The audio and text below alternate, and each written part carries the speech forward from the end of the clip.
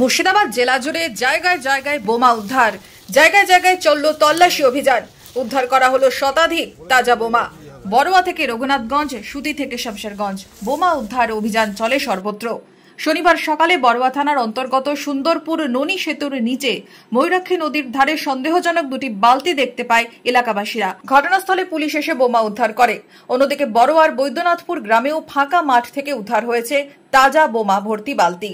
রঘুনাথগঞ্জ ও সেকেন্দ্রা গ্রাম পঞ্চায়েতের খেজুরতলা এলাকায় লিচু বাগান থেকে এক জার ভর্তি তাজা বোমা উদ্ধার হয়েছে এদিন সকালে। রঘুনাথগঞ্জ থানার পুলিশ ঘটনাস্থল ঘিরে রাখে। উদ্ধার হওয়া বোমা নিষ্ক্রিয় করতে ঘটনাস্থলে যায় বম ডিসপোজাল স্কোয়াড।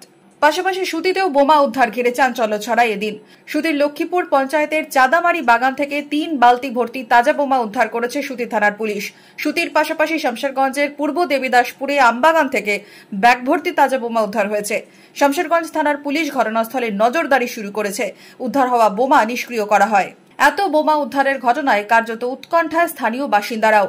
কারা কি কারণে এত বোমা মজুত রাখছে ইতিমধ্যেই তদন্তে নেমেছে পুলিশ। উল্লেখ্য, জঙ্গিপুর পুলিশ ও মুর্শিদাবাদ পুলিশের অভিযান চলছে লাগাতার। মুর্শিদাবাদ জেলায় বোমার বিরুদ্ধে বিশেষ অভিযানে 3রা নভেম্বর থেকে 14ই নভেম্বর পর্যন্ত মোট বোমা উদ্ধার হয়েছে 1446টি। মোট মামলা দায়ের করা হয়েছে 28টি এবং মোট গ্রেফতারের সংখ্যা 20 জন। Bureau report, Madhyabanga news. Murshidabad khadi মেলা 2025 শুভ উদ্বোধন 26শে নভেম্বর। স্থান বহরমপুর ব্যারেক স্কয়ার ময়দান। প্রতিদিন দুপুর 12টা থেকে রাত্রি 9টা। মেলা চলবে 10ই ডিসেম্বর অবধি। প্রবেশ অবাধ।